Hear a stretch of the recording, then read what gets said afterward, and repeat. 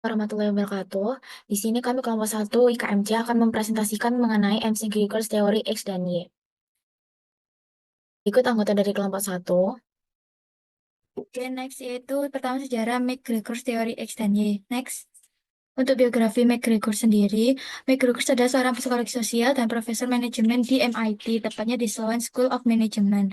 Nah, si McGregor ini pernah meraih gelar PhD dalam bidang psikologi dari Harvard University dan memiliki minat kuat terhadap hubungan manusia dalam organisasi. Next. Untuk sejarah terciptanya teori X dan Y, mm, teori X dan Y ini berakar dari teori manajemen klasik seperti karya Frederick W. Taylor. Douglas McGregor, yang saat itu menjadi profesor di MIT, mulai mempertanyakan efektivitas gaya kepemimpinan seperti ini. Dalam bukunya yaitu The Human Sides of Enterprise, yang memperkenalkan dua teori utama yaitu teori X dan Y. Teori X ini lebih condong ke pandangan tradisional yang melihat sisi negatif dari seorang individu karyawan. Lalu yang untuk teori Y ini merupakan pandangan modern yang melihat sisi positif dari individu dalam organisasi. Next.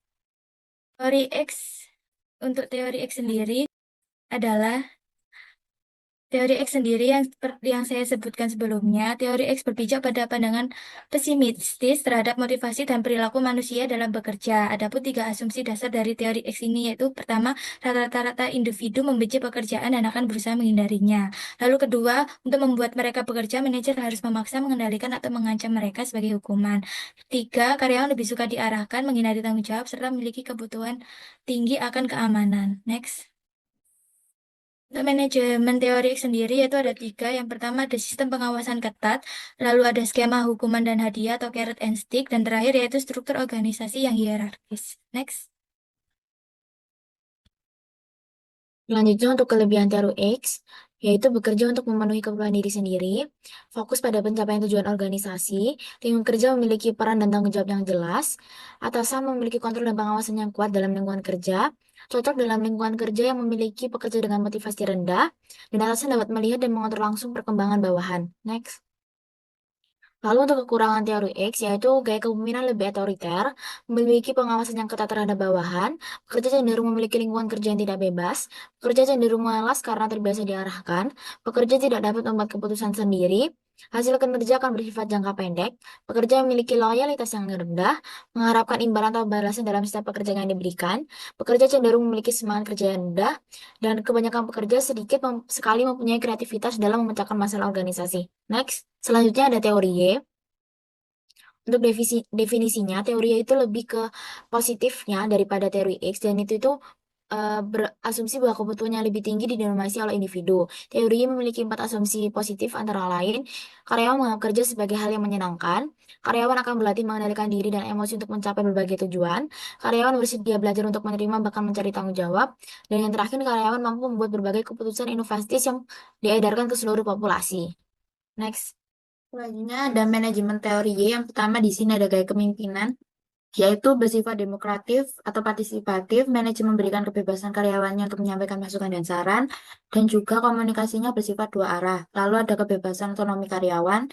Di sini dengan mendelegasikan tugas kepada karyawan dengan disertai kebebasan berinovasi dan saling membimbing. Yang ketiga ada fokus terhadap pengembangan, menyediakan program pelatihan dan pengembangan diri serta membuka peluang rotasi jabatan. Yang keempat ada membangun hubungan internal positif, yaitu pekerja merasa dihargai atas pekerjaan dan kontribusinya yang akan menimbulkan hubungan yang baik antara manajer dan juga karyawannya. Next. Untuk kelebihan teori Y sendiri, yang pertama di sini ada karyawan akan berusaha sekuat tenaga secara sukarela dan tanpa paksaan. Hal ini dapat meningkatkan produktivitas, inovasi, dan juga loyalitas. Yang kedua ada iklim di hubungan industrial yang bersifat kooperatif. Yang ketiga, ada manajer mempertahankan pandangan optimis tentang karyawan, menjadikan hubungan antara manajer dan bawahan menjadi lebih terbuka dan sehat. Yang keempat, ada meningkatkan efisiensi kerja. Di sini proses kerja menjadi lebih efisien dan produktif. Next. Kekurangan teori Y sendiri yaitu yang pertama, tidak semua karyawan memiliki kompetensi dalam menangani pekerjaannya. Oleh karena itu dibutuhkan pengawasan yang konstan dengan manajer. Yang kedua, ada beberapa organisasi tidak sesuai dengan gaya kepemimpinan teori Y. Yang ketiga adalah karyawan dapat menyalahgunakan kebebasan yang ada. Kemudian yang keempat yaitu tidak dapat mengambil keputusan secara tepat menggunakan gaya kepemimpinan partisipatif. Next. Selanjutnya ada perbedaan teori X dan Y. Untuk perbandingannya sendiri, yang pertama ada gaya kepemimpinan. Gaya kepemimpinan teori X mengacu pada gaya kepemimpinan yang otoriter, di mana manajer mengambil semua keputusan secara sepihak. Untuk teori sendiri, gaya kepemimpinannya termasuk yang partisipatif, yang melibatkan karyawan dalam proses pengambilan keputusan. Yang kedua ada persepsi terhadap karyawan. Untuk teori X berasumsi bahwa karyawan pada dasarnya tidak menyukai pekerjaan. Dan teori Y-nya sendiri meyakini bahwa karyawan sebenarnya termotivasi secara internal dan mampu mengarahkan diri sendiri. Selanjutnya ada pendekatan manajerial. Untuk teori X sendiri bersifat keras dan kaku dengan sistem komando yang ketat serta pengawasan yang terus-menerus. Dan teori Y menerapkan pendekatan kolaboratif dan lebih fleksibel. Selanjutnya ada sistem motivasi. Untuk teori X melalui self reward dan punishment, di mana kinerja buruk akan mendapatkan hubungan dan kinerja baik akan mendapatkan penghargaan. Teori Y sendiri berfokus pada pengembangan karir jangka panjang dengan memberikan promosi jabatan.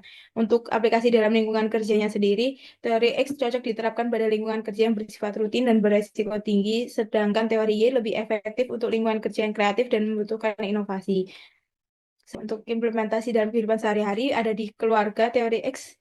Teori X terlihat ketika orang tua melibatkan anak. Untuk sebaliknya, mengatur jadwalnya sendiri dan mendiskusikan teori X memberikan hukuman bagi siswa yang tidak mendapatkan siswa dalam menyusun kontrak belajar.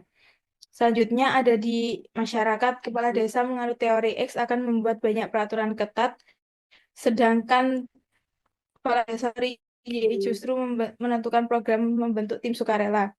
Untuk di tempat kerja sendiri, manajerial teori X mengasih ketat absensi karyawan, sedangkan teori Y menerapkan sistem kerja fleksibel. Untuk implementasi dan pelayanan kesehatan, teori X sendiri ada di sistem mikromanajemen dengan tenaga kesehatan cenderung memberikan instruksi yang sangat rinci dan spesifik kepada pasien tanpa memberikan ruang.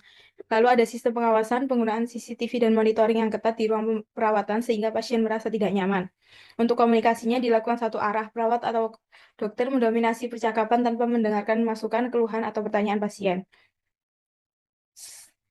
Dan pelayanan kesehatan teori Y. Yang pertama ada kemitraan dengan pasien, menerapkan konsep pengambilan keputusan bersama antara tenaga kesehatan dan pasien. Yang kedua ada lingkungan pelayanan, pengembangan fasilitas yang mengintegrasikan aspek kenyamanan, psikologis, dan fasilitas pendukung pasien. Lalu komunikasi efektif dengan pengembangan sistem komunikasi terapeutik yang berbasis empati dengan teknik menyampaikan informasi yang jelas, lengkap, dan mudah dipahami pasien. Lalu ada implementasi dalam kehidupan sehari-hari di bidang kesehatan. Dokter dan perawat untuk teori X cenderung fokus pada aspek klinis seperti diagnosis atau pengobatan. Teori Y pusat pada pasien. Untuk di administrator kesehatan, teori X menempatkan efisiensi operasional sebagai prioritas utama, sedangkan di teori Y, administrator rumah sakit berusaha membangun budaya kerja yang kolaboratif dan mendorong komunikasi terbuka antar organisasi. Berikut referensi dari kelompok kami. Sekian presentasi dari kelompok kami. Saya tutup. Wassalamualaikum warahmatullahi wabarakatuh.